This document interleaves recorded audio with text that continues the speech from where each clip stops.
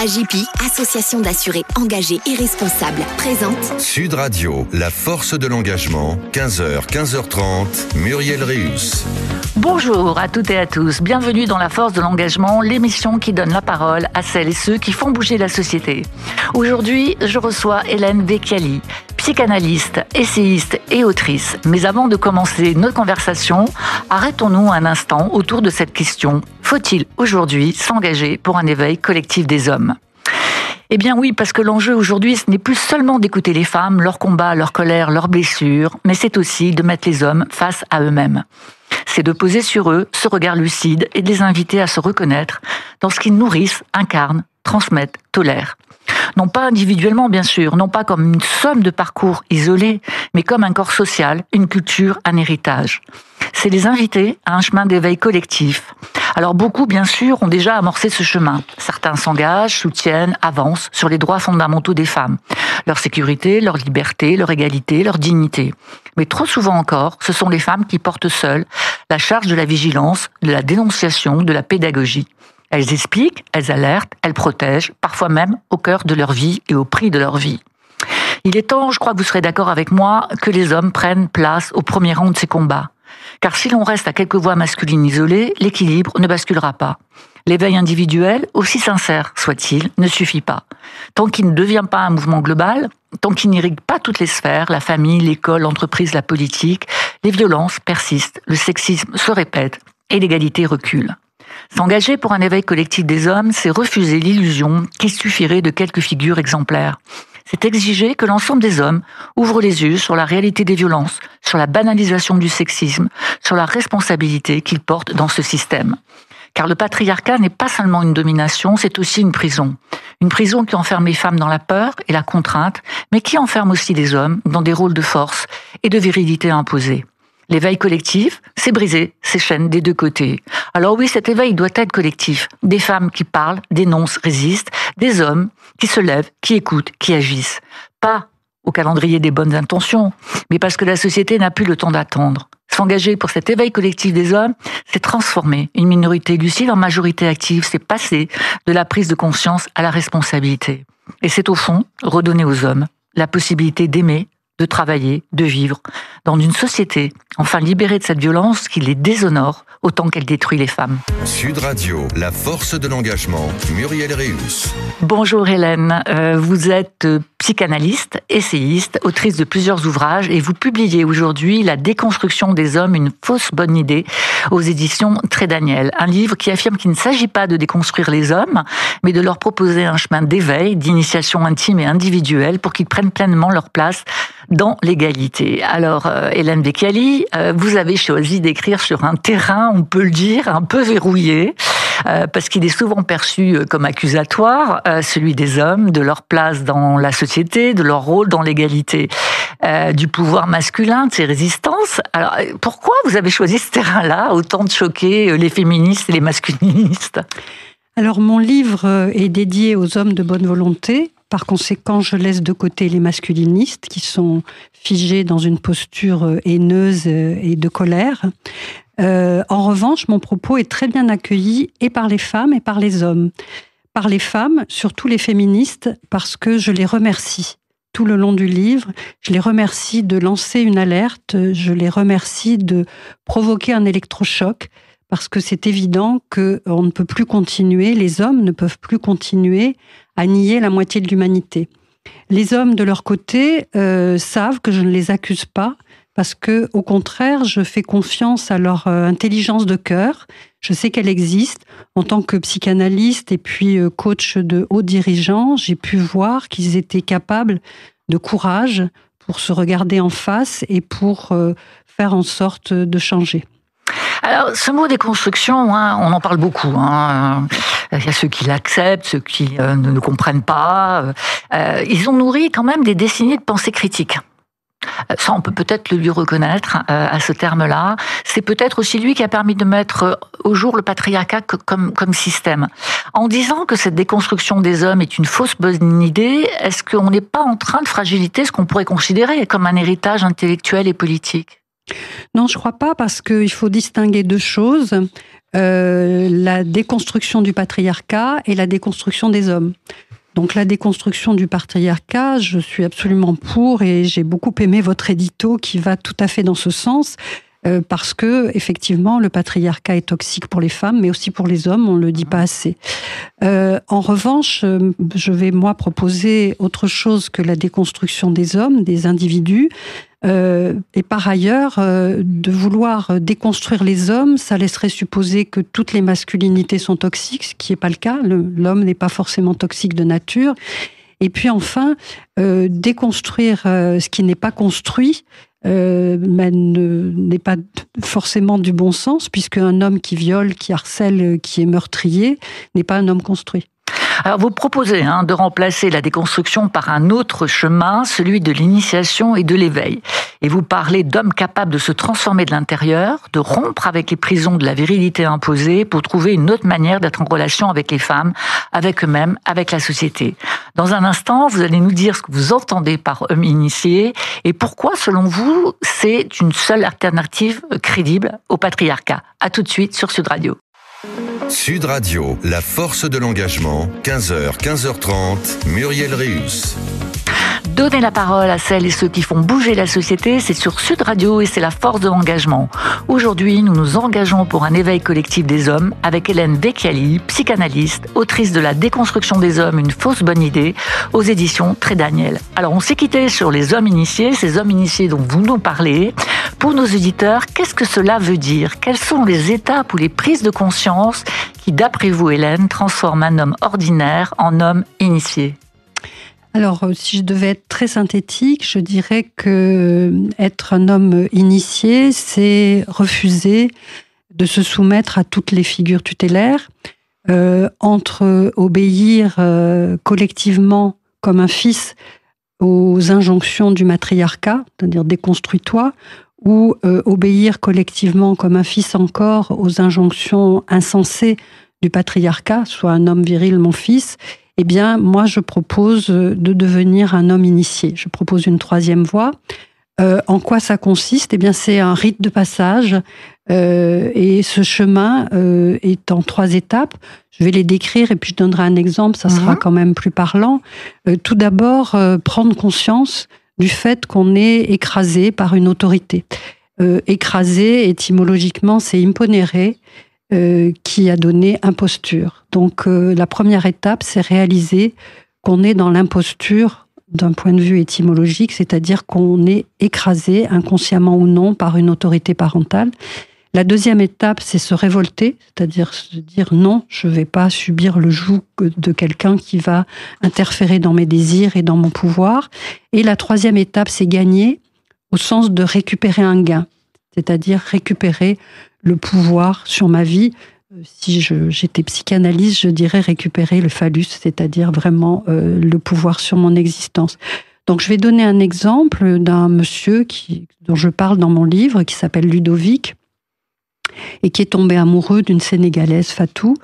Et lorsqu'ils ont décidé de se mettre en couple, le père de Ludovic s'y est opposé, en disant à son fils qu'il n'était pas question qu'il vive avec une femme noire, que c'était juste impossible. Et Ludovic s'est plié aux injonctions de son père. Lorsqu'il allait voir ses parents, il venait sans Fatou. Et lorsque ses parents venaient rarement chez lui, Fatou était en bout de table, muette et interdite d'exister. Ludovic travaillait dans une entreprise où on lui a offert un coaching et à un moment, le coach l'a amené à comprendre que Ludovic était terrorisé presque devant son DG, était vraiment un petit garçon devant lui et de fil en aiguille a réalisé que son directeur, son manager représentait la figure parentale, son père. Et lorsqu'il a fait ce travail-là, eh bien, il est allé voir son père et il lui a dit, voilà, si tu m'obliges à choisir entre toi et Fatou, je choisirai Fatou. Donc on voit bien qu'il a pris conscience d'être écrasé par l'autorité parentale. Ensuite, qu'il s'est révolté, il a dit non et qu'il a ainsi gagné le pouvoir sur sa vie, sur son existence. Alors vous évoquez la présence d'un coach pour lui permettre de faire ce chemin que vous avez décrit en 3 étapes, une description très claire. Est-ce qu'on peut le faire seul ou est-ce qu'il faut être accompagné ? Je crois que les deux cas sont possibles. C'est-à-dire qu'il est tout à fait possible de seul se rendre compte que on n'a plus le pouvoir complet sur sa vie et qu'il y a quelqu'un qui est là en permanence, une espèce de force invisible qui vient juger de ses décisions, de ce qu'on fait, de son pouvoir et d'arriver à partir de cette constatation à se révolter. La révolte n'est pas toujours quelque chose de violent, et pas toujours quelque chose de spectaculaire. Ça peut être un tout petit changement interne qui fait que l'autre en face perçoit que c'est fini, on n'a plus un fils en face de soi et qui va falloir faire avec un homme. D'ailleurs, pour développer davantage, vous évoquez 2 meurtres symboliques et nécessaires, qui se rapprochent de ce que vous venez de décrire, j'imagine, celui du père et celui de la mère, pour pouvoir permettre effectivement aux hommes de s'affranchir, d'ailleurs même aux femmes, j'imagine, c'est à peu près la même chose. Je précise que tout mon livre parle de la déconstruction des hommes, mais que je choisis une autre voie. Bien évidemment, à 2 ou 3 reprises, j'explique que nous, les femmes aussi, on a du travail à faire, mais que le sujet de mon livre, c'est bien les hommes. Donc si on reste sur les hommes, pour permettre donc aux hommes de s'affranchir de ces prisons intérieures, c'est une formule forte de dire qu'on doit symboliquement tuer le père, tuer la mère. C'est vrai qu'en psychanalyse on l'évoque souvent, mais bon, dans la vie de tous les jours c'est quand même assez fort. Est-ce que ces meurtres symboliques sont vraiment très importants, sont nécessaires dans la construction de chacun d'entre nous ? Oui. C'est vrai que le mot meurtre est un terme violent, mais aucune initiation ne peut se faire en douceur, et qu'il est quand même question à chaque fois de mort et de renaissance. Donc en quoi consistent ces 2 meurtres ? Le meurtre symbolique du père, et vous l'avez raison et vous l'avez dit, est passé dans le langage courant par tuer le père. D'ailleurs, on en parle beaucoup en politique. De tuer le père, c'est fréquent avec Chirac, Pompidou, Sarkozy, Hollande, Macron. Enfin, on a vu à toutes les sauces. Chaque fois qu'il y a un président, on doit le tuer. Voilà, il faut tuer le père. Donc, en quoi ça consiste ? Ça consiste à se départir de ce poids écrasant du père, et à dire non et à reprendre le pouvoir comme on vient de le décrire. En revanche, le meurtre symbolique de la mère est beaucoup moins évoqué, voire jamais. C'est quand même tabou, mais il faut en parler parce que grâce à cette rupture symbolique, l'homme, puisqu'il est question de l'homme ici, mais la femme a le même travail à faire, l'homme va pouvoir couper avec la fusion originelle avec la mère, avec le soin, avec la dépendance. Donc on voit bien que ces ruptures symboliques vont permettre l'une de se libérer du pouvoir, l'autre de se libérer de la symbiose. Et sans ces ruptures symboliques, on va avoir des hommes qui vont être prisonniers, soit de la soumission, soit de la dépendance. Et cette soumission et cette dépendance dont ils sont prisonniers, on peut imaginer que ça les rende violents vis-à-vis des femmes ? On peut faire ce lien ? Oui, tout à fait. On peut imaginer que lorsque quelqu'un est mal à l'aise ou frustré ou en colère d'être dominé par ses figures parentales, il va avoir envie de dominer. On peut imaginer qu'un homme qui n'a pas fait cette rupture symbolique avec sa mère, va, dans ses relations avec sa compagne, reporter sur elle des frustrations inconscientes, des colères inconscientes, tout ce qu'il a pu reprocher à sa mère, parce qu'il n'y a rien qui ressemble plus à une mère qu'une femme. Donc il va déporter, il va translater en quelque sorte tout ce qu'il a pu ressentir comme haine passagère ou colère passagère ou frustration, il va les reporter sur cette femme. Alors que s'il est au clair avec son lien avec sa femme et sa mère, les choses vont être plus faciles pour lui. C'est-à-dire qu'il faut qu'il soit misogyne un jour pour ne pas l'être toujours. C'est-à-dire qu'il faut qu'un jour il soit misogyne avec sa mère pour ne plus l'être définitivement. Mais si je reviens sur vos propos antérieurs, vous disiez que le lien avec la mère pouvait être aussi un lien absolu de douceur. Alors cette douceur-là, c'est aussi peut-être un problème pour un homme qui aurait une relation, qui va avoir une relation avec une épouse ou une conjointe. Mais comme aucune mère, aussi extraordinaire soit-elle, n'est parfaite, cette douceur peut être ou excessive ou pas assez.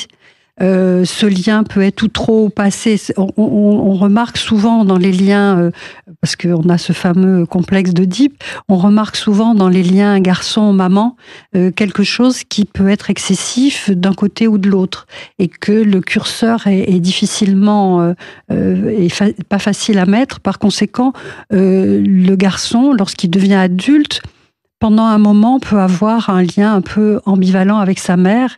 Et c'est ce travail de déconstruction de la mère fantasmatique ou la mère imaginaire qu'il a à faire pour ensuite être au clair avec sa mère et avec sa compagne.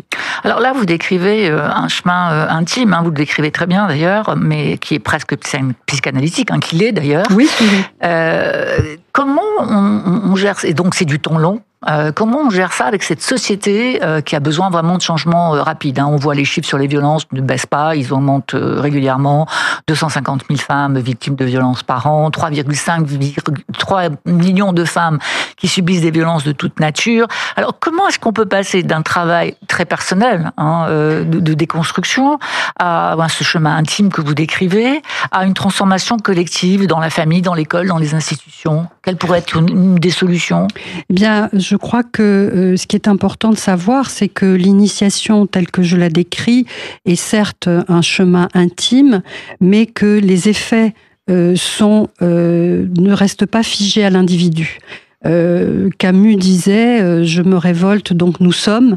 Il résumait ça ainsi. Et puis, il y a un célèbre anthropologue qui expliquait combien les rituels de passation, les rituels d'initiation individuelle œuvraient pour la collectivité. On comprend bien qu'un homme qui se transforme, qui s'élève, qui grandit, va modifier ses relations dans le couple, dans la famille, dans l'école, dans l'entreprise et donc dans la société.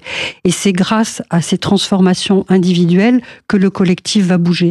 Et je crois que, comme vous le disiez dans l'introduction, ce qui est important, c'est pas déconstruire le patriarcat ou faire que les hommes soient initiés, c'est les deux. C'est-à-dire il faut œuvrer de l'intérieur et de l'extérieur. C'est vraiment primordial d'aller sur tous les fronts parce que la situation est catastrophique pour les femmes. Et on pourrait le faire dès l'école, ce travail ? Oui, je pense que dès l'école, ça serait vraiment important de travailler sur l'éducation. Dans un livre précédent, Le silence des femmes, j'expliquais que peut-être déjà dès l'école, il faudrait apprendre aux garçons à perdre quand ils jouent. Au ballon, au foot, quand ils jouent à un jeu de société, leur apprendre à perdre, et plus tard, ça a l'air de rien, mais ça leur apprendra à entendre le non d'une femme. Une femme qui dit non, ok. À quel âge c'est très important? J'en profite, je suis une psychanalyste aujourd'hui, donc je pose des questions précises. À quel âge c'est important d'entendre les premiers noms? C'est-à-dire ce qui va vraiment marquer dans la construction d'un enfant? Dès sa naissance, le tout petit bébé, il voit le visage des parents et il entend quand il attend non, et ça peut être un non tout doux. Il a tout à fait compris parce que les bébés sont branchés, leur inconscient est branché sur l'inconscient des parents, donc il perçoit les intentions. Il comprend pas les mots, mais il perçoit les intentions. Donc dès tout petit, leur dire non, ils comprennent ce que ça veut dire, et un peu plus grand, vraiment leur apprendre à perdre, et puis peut-être apprendre aux filles à gagner. À gagner, oui. Alors on va terminer cette conversation par un appel. Quel serait l'engagement concret que vous attendriez des hommes aujourd'hui? Pas tout à fait une idée théorique, mais plutôt une action simple, quelque chose qui pourrait déclencher chez eux cette envie de chemin personnel.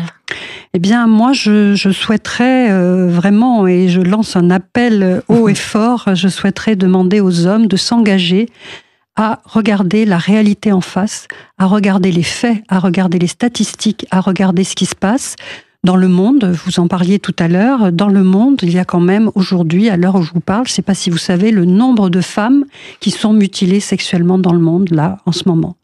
230 millions. 230 millions, oui. Un chiffre de l'ONU. 230 millions, mais moi je serais un homme, je serais horrifié et honteux. On va parler des femmes afghanes qui sont emmurées vivantes. Et la dernière trouvaille des talibans, ça va être d'effacer leurs photos sur les cartes d'identité. Et de cacher un œil. Et voilà. Dans le monde, en France, on ne compte plus les féminicides, on ne compte plus les viols, on ne compte plus les violences sexuelles, et je ne parle pas des inégalités dans tous les domaines. Maintenant, je souhaiterais leur demander aussi d'écouter les informations autrement. Qui, dans les informations aujourd'hui, énonce que ce sont des hommes qui font les attentats, que ce sont des hommes qui font les actes terrorisme, que ce sont les hommes qui fomentent des guerres, que ce sont les hommes qui refusent d'obtempérer, que ce sont les hommes qui sont des dealers, que ce sont les hommes et non des femmes qui font des rodéos, que ce sont des adolescents et non des adolescentes qui plantent des couteaux à leurs copains ou à leurs copines. Qui dit ça aujourd'hui ? Je voudrais, moi, que les hommes se rendent compte que dans le monde, en France et dans la société, eh bien, la violence masculine est présente. Et à partir de là, peut-être qu'ils auront envie de se transformer, de s'initier, de se métamorphoser pour devenir des hommes justes qui voudraient être autrement, qui voudraient vivre autrement et aimer autrement. Alors, merci de terminer sur ces chiffres que je rappelle moi très régulièrement. En fait, vous avez parfaitement raison. Si on regarde les prisons, seulement 3% des femmes sont dans les prisons et 98% des actes de violence sont commis par des hommes. Donc, ça interroge profondément. On n'est pas en train de dire que tous les hommes sont violents. Ce qu'on est en train de dire, c'est que la majorité les violences sont masculines. Les violences sont masculines et que donc, il faut absolument s'interroger là-dessus. Alors, merci Hélène Becchiali. Merci Muriel. D'avoir été avec nous ce dimanche dans La Force de l'Engagement. Je vous invite à lire ce livre, La déconstruction des hommes, une fausse bonne idée, qui est publié aux éditions Très Daniel. La Force de l'Engagement, c'est chaque dimanche à 15h sur Sud Radio, en podcast sur sudradio.fr. Vous retrouverez toutes mes émissions. Et moi, je vous retrouve dimanche prochain pour une nouvelle rencontre avec celles et ceux qui font bouger la société. Je vous laisse tout de suite en compagnie d'Anthony Martins-Smith pour Faut que ça change. Avec AGP, association d'assurés engagés et responsables.